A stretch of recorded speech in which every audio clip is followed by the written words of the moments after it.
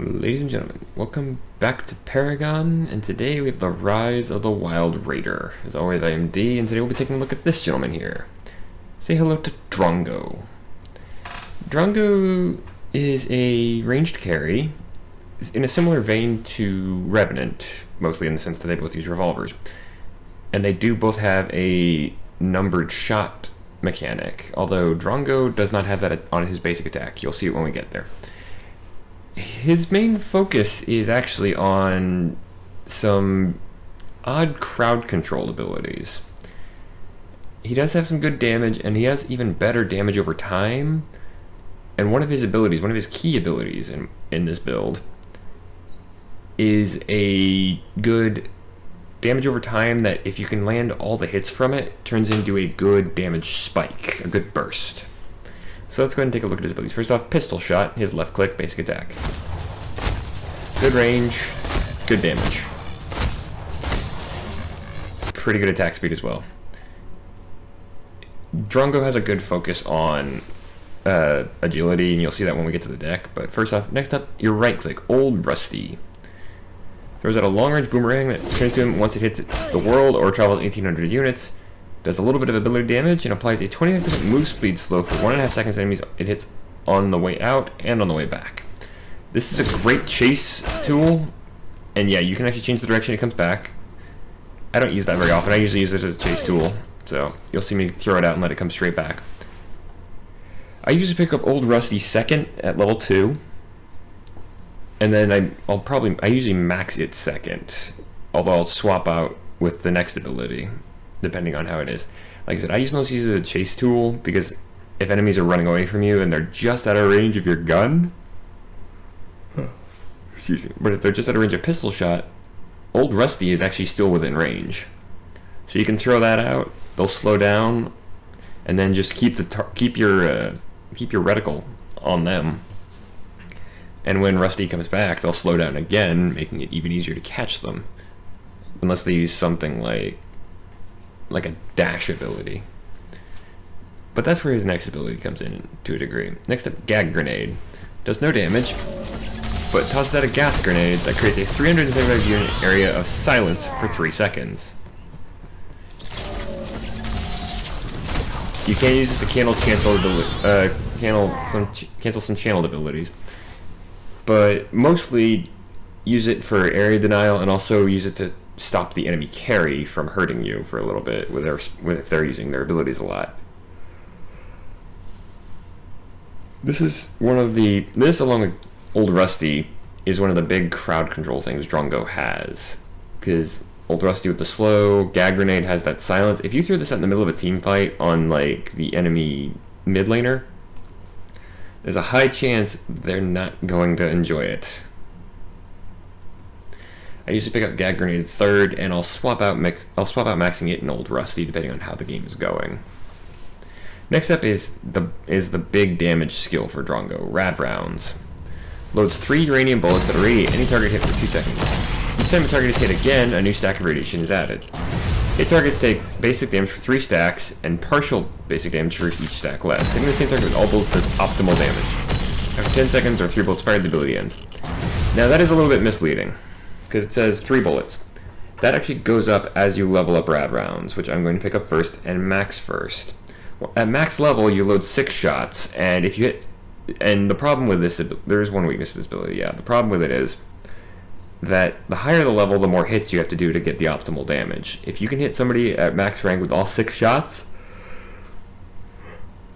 they take a ton of damage. But the problem is you gotta hit them with all 6 to do that. This is the damage over time that turns into a burst I was talking about, Rad Rounds. This is where Drongo can really shine. If you can consistently land a lot of hits, you can melt somebody into just a puddle of radioactive waste. So like I said, I'm picking up Rad Rounds first, and it will be the first skill I max. Next up, his ultimate Shrapnel Cannon. Drongo fires a conal blast of shrapnel from his bazooka that deals 140 ability damage and actually does do a basic armor shred to anyone hit for 8 seconds. It also knocks Drongo back it knocks you back opposite the direction you fired, and will push back any enemies that are close by. I'm not a huge fan of shrapnel cannon, honestly, because it kind of makes your positioning a little strange. But at the same time, it is a pretty good damage skill.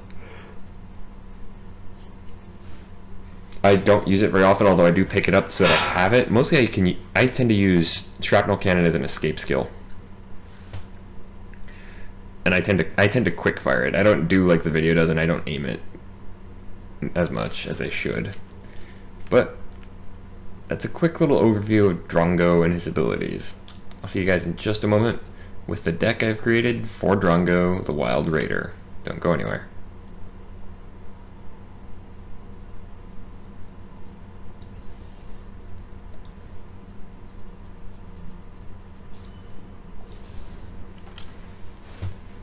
Alright, ladies and gentlemen, here we are in the deck. This is literally just called Drongo. That's all I called this deck. Now, this is a Chaos and Death deck because you need the kind of the rule bending of the death, but you also need a lot of aggression for Drongo. That's why you have the Chaos. Take a look at the cards. First off, we have Cull the Weak. They've changed this since the last time I talked about it. Instead of just executing when you get to 20, when the minion gets to 20% health, they just increases the execution threshold, so you can execute them faster. It amounts to about the same thing. It's a great one. This is what I pick up first by getting my first point agility. Next up, Nitro Boost, 6 power, and that active sprint every 12 seconds is a good trick to have because it means, oh hey, you're trying to catch me? Nope. Or you're trying to get away? Again, no, not happening. This I pick up early on. I tend to leave it on the... I tend to discard it when I get to higher level stuff, though. Next up, Sand Speeder. Similar to Nitro Boost, except the movement speed is a passive, and you lose it, and you actually lose 4% extra. So you go from gaining 8% movement speed to losing 12% when you get into combat. You also gain 11 attack speed instead of a little bit of power, so... If you think you're doing enough damage that you don't need the power boost from Nitro Boost, grab Sand Speeder instead. That way you can just hit faster. Next up, Invader Mage. This is one of the weirder ones, I think, because power and ability armor penetration. The ability armor penetration is mostly going to help you with getting rad rounds and shrapnel cannon to do some damage, although Old Rusty will benefit from it as well. Gas Grenade will, of course, be useless with this because it doesn't do any damage. I'll pick up Invader Mage if I see that my abilities are my main bread and butter. If not, I'll just skip over it. This is just a just in case card, really. Next up, Guard Piercer. Extra power and basic armor penetration. Because of the native armor penetration you get from Shrapnel Cannon, Guard Piercer is great. Because it's like, hey, you've got 31 armor. I hit you with my Shrapnel Cannon, and Guard Piercer, you don't have any armor. I'm just doing basic damage to you. Guard Piercer I tend to pick up pretty early on, and I keep it for most of the game. Sorry I keep yawning, folks. Just didn't sleep well. Alright, next up, the Hellfire Engine. This is a big risk, big reward card. Because 7,000 gold, which could be spent on stats, that's 7 stat points for 100 basic damage that you lose if you die. This is as I've said before when I talked about the Hellfire Engine in the Ranged Death deck for, I think it was Sparrow. I don't remember. The Hellfire Engine is something you want to pick up near the end game if your team is winning, or if your team just needs something big to help you throw out and get rid of the enemy team. I'll probably pick this up near the very end of the game if I do at all, but I like having Hellfire Engine as a kind of an oh shit button. Next up, Swamp Stalker. Power, attack speed, and you deal bonus damage if you're alone. As the carry, you're probably not going to be alone very often, but just in case you are, having Swamp Stalker is great. I tend to pick this up right around the time I pick up, a little after I pick up Guard Piercer. I don't keep Swamp Stalker for very long normally, although if you max out your agility, you can actually have Swamp Stalker, Guard Piercer, and one of the other cards in this deck, and do some serious damage. Next up, Heavy Hitter. Power and attack speed, and you get 15% basic damage increase. If you can combine this and Hellfire Engine and Guard Piercer, you're probably going to be shredding people pretty quickly. This is a mid-game pickup, and something you want to keep hold of if you can. If you can't, well, that's a different issue. Next up, Wound Seeker. I actually like this card, and it doesn't hurt that the guy on the card art looks like Jeff Bridges. You get some power and attack speed, and you ignore basic armor against critically wounded enemy units, and then you also apply Blight to critically wounded units for 10 seconds. I still have yet to figure out exactly what Blight is. There's not a lot of good documentation about it. Or there is, and I just haven't found it. This is something you're going to pick up in mid-game as well. Probably around the same time you'd pick up Heavy Hitter. If you need this over raw basic damage, because if you can do enough damage to not worry about taking Heavy Hitter, pick up the Wound Seeker, and you'll actually probably do better off, because then you can just ignore armor entirely. Plague Lord Malink is the next one. 10 power, 290 max health, 170 max mana. Nearby enemy heroes have Blight, and this does not stack, so if you have Wound Seeker, probably don't go for Malink. Although, frankly, I'd swap out the Wound Seeker for the Plague Lord, because that move speed aura is slow. Or that move speed slow aura. I mean, they lose 10% of their movement speed when nearby, and again, that doesn't stack, but this is a good chase tool.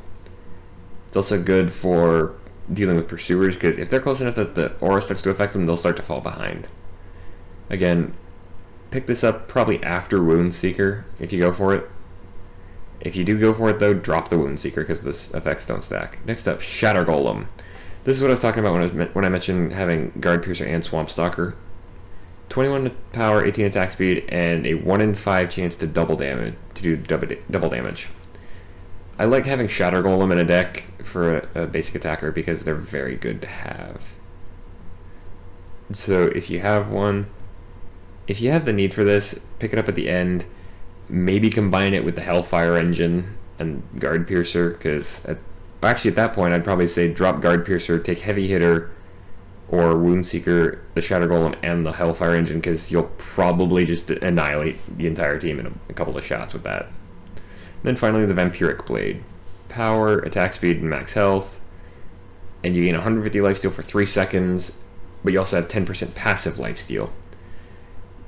This is just to help you keep Drongo alive, because he can do some serious damage, but he has to stay alive to do it. He's very squishy, as you'll probably see in the game. Alright, next up, the gems. First off, the basic one, Auto Health Potion.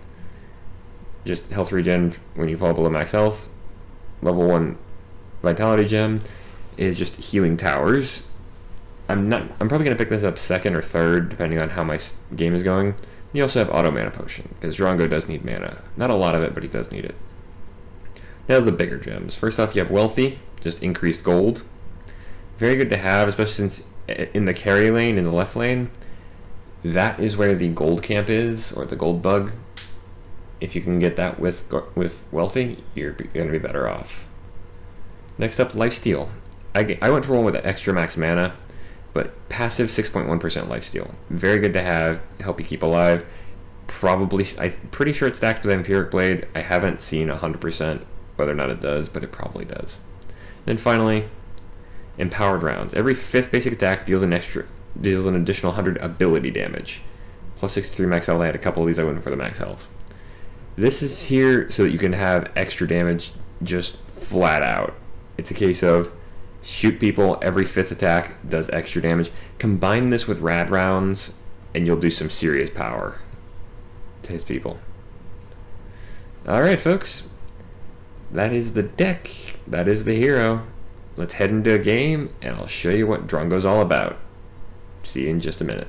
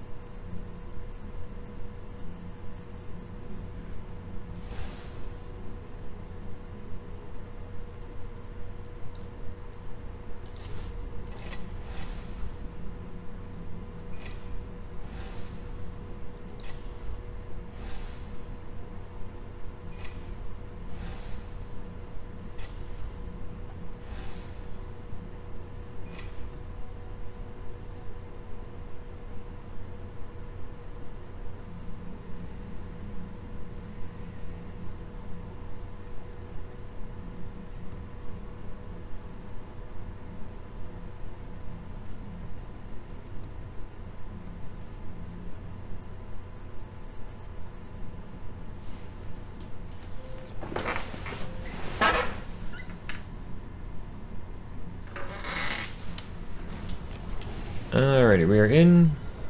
We're gonna pick the Drongo deck, of course. And of course, first point goes into agility, so we have Call the Weak. Now again, go ahead and put my point into rad rounds.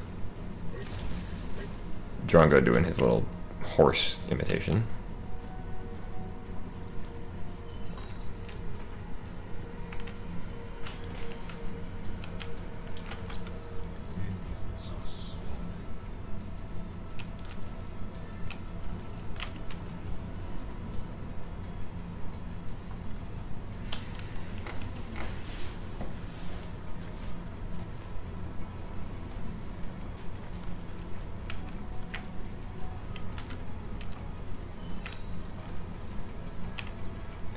Alright, so we're going to have a Sparrow and Fae combo, which is a dangerous one. So make sure you watch out for that red bar, as always.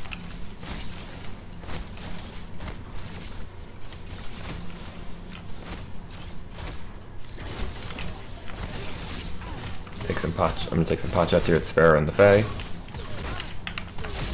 Activate rad rounds and get the kill.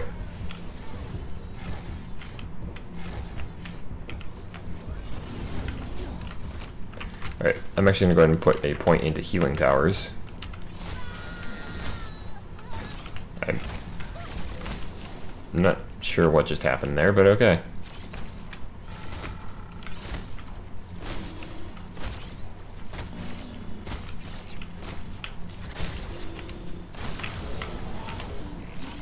Luckily, Decker actually managed to get us a good stun there. Since this is going so well, I'm actually going to pick up my first point in Gas Grenade. Also going to get my auto mana potion.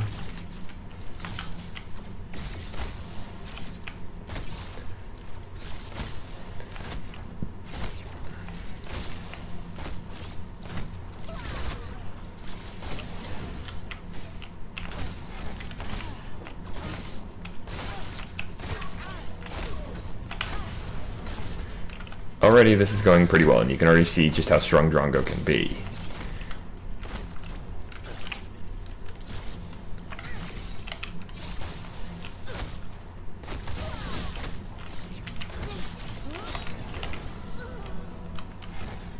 Right, there, level 3, we're going to pick up our first point in Old Rusty. Keep pouring points into agility. Oh, that's why. Somehow this...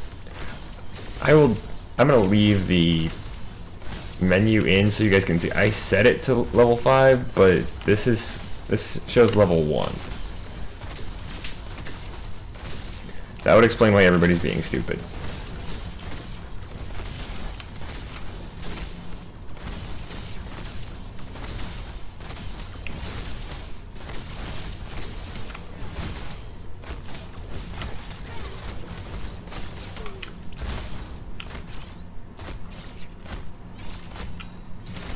This game does still have some annoying bugs like that. Throw out Old Rusty here. I'm gonna finish this because that was me being stupid.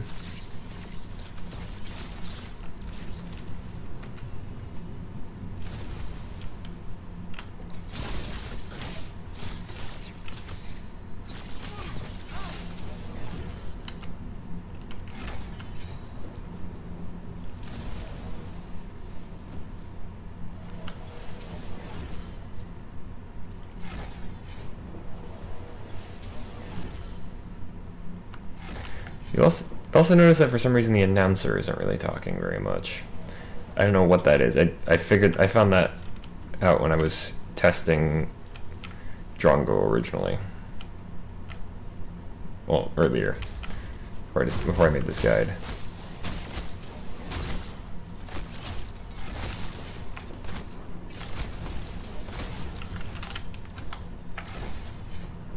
When you get a chance, come over here and make sure you get the gold. Because Drongo needs his monies.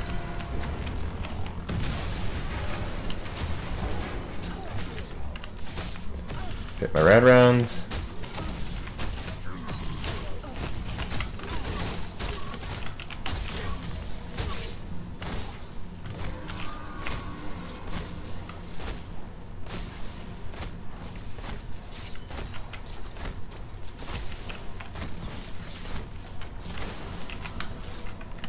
There's level 4. We're going to put our second point into rad rounds, so I'll show you what I meant. Give me just a second. You actually look at it now. Load 4 radioactive bullets, 203 basic damage for 4 stacks. So you have to, the more, like I said, the more levels you have in rad rounds, the more you actually have to hit the enemy with it.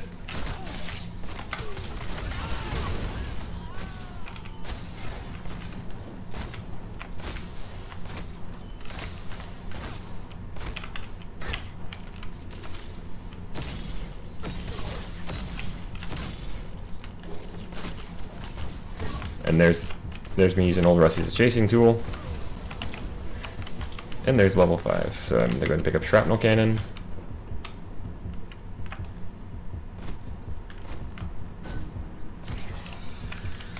Go ahead and recall as well. And there, I now have 6 more points.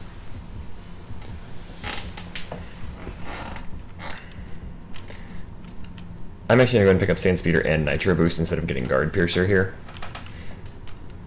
I'm doing things a little out of order, but this does mean I am incredibly fast.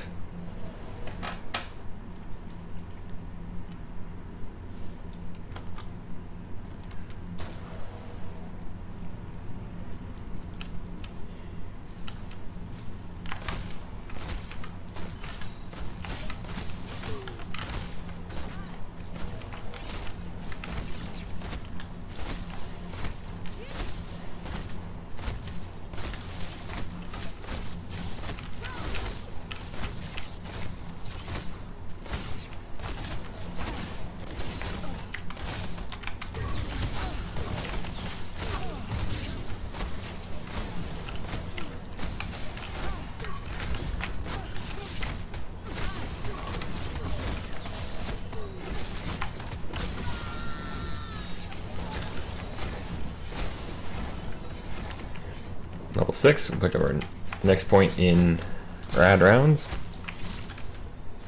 Go ahead and put 2 more points into agility.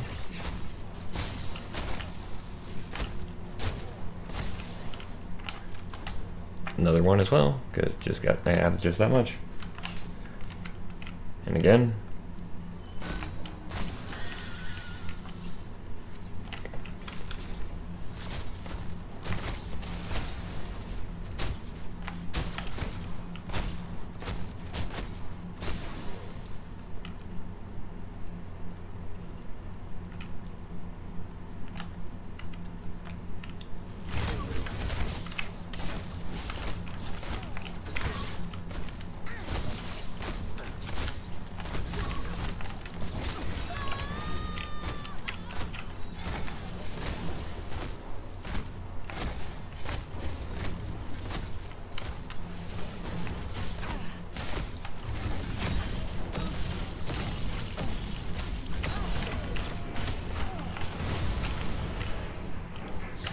You might wonder why she suddenly burst like that. I'm actually going to put a point here into Old Rusty, but the reason she burst like that is I did hit her with all 5 of the rad round shots, so she eventually just burst from the radiation bullets. Alright, we're going to ditch Sand Speeder here, pick up Heavy Hitter. I'm doing this a little bit out of order than I normally would, but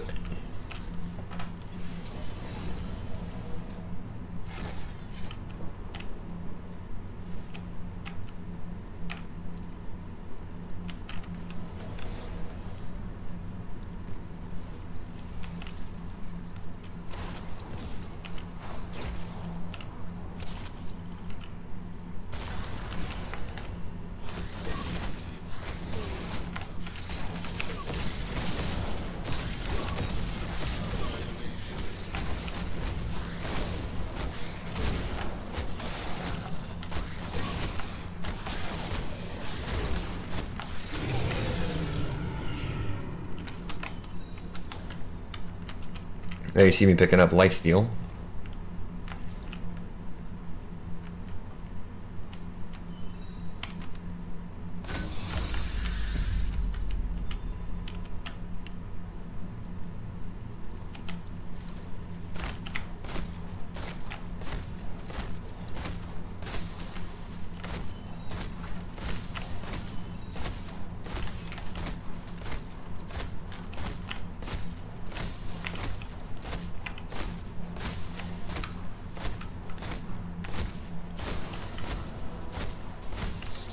In fact, you know what? Because of the thing I mentioned with wanting to show you guys that I did actually try to set it at 5, I'm just not going to cut anything out except for the little transitions between.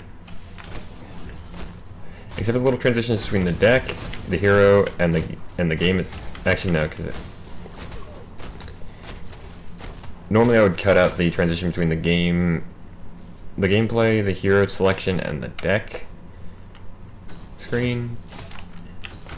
But I want you guys to realize. I want you guys to see. Yes, I did actually set it to 5, so this will be an uncut episode.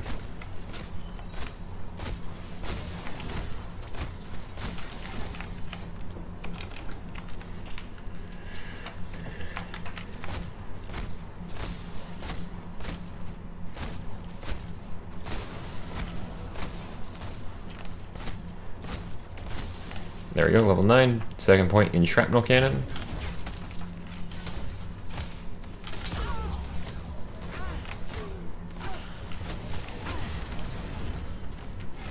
It's the first time I've ever really aimed shrapnel cannon. I didn't know you could.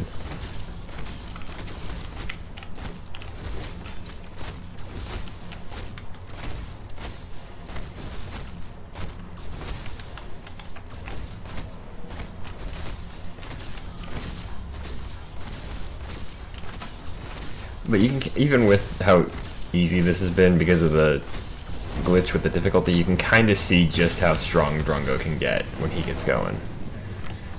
I mean, any of these characters can become strong, but a lot of them take more work.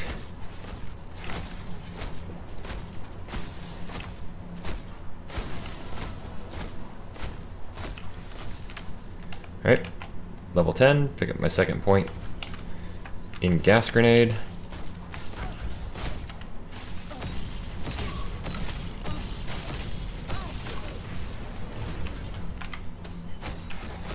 Use my rad bullets to just destroy Sparrow.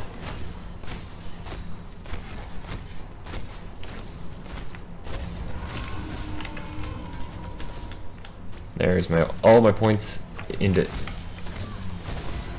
agility.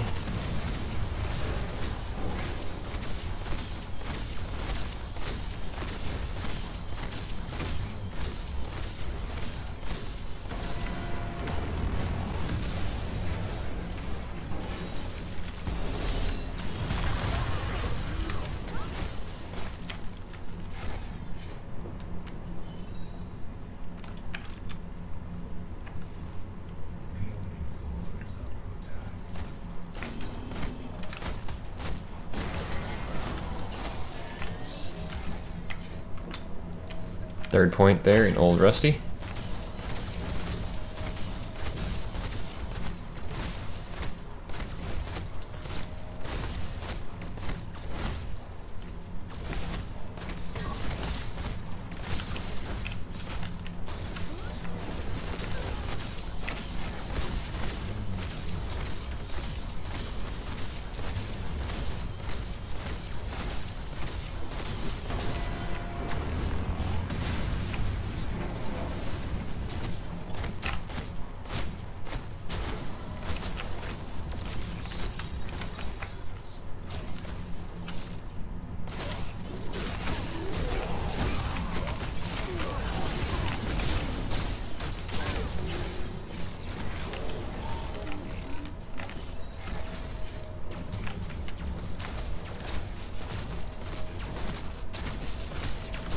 This will also demonstrate why exactly I usually do this on Veteran.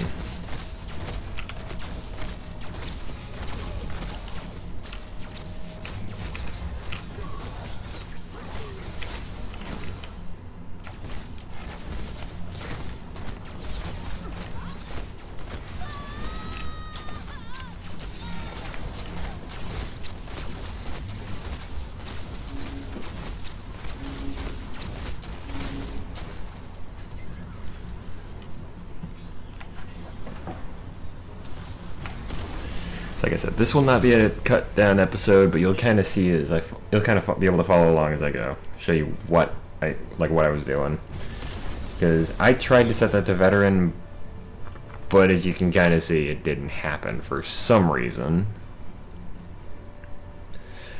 But If you guys enjoyed this, please feel free to like or favorite the video. You can also leave a comment down below if you have anything you'd like to say. If you want to keep up with me and never miss any of my current series, please feel free to click the subscribe button down below or the icon at the end of the video. Tune in next week for the next part of 4 Fools in a Dungeon. Hope you guys enjoyed that last week. My friends and I sure did, and we're going to be hopefully doing more of that. We'll see. But for now, folks, I have been D, and this has been the Rise of the Wild Raider in Paragon. For now, good night, and good gaming.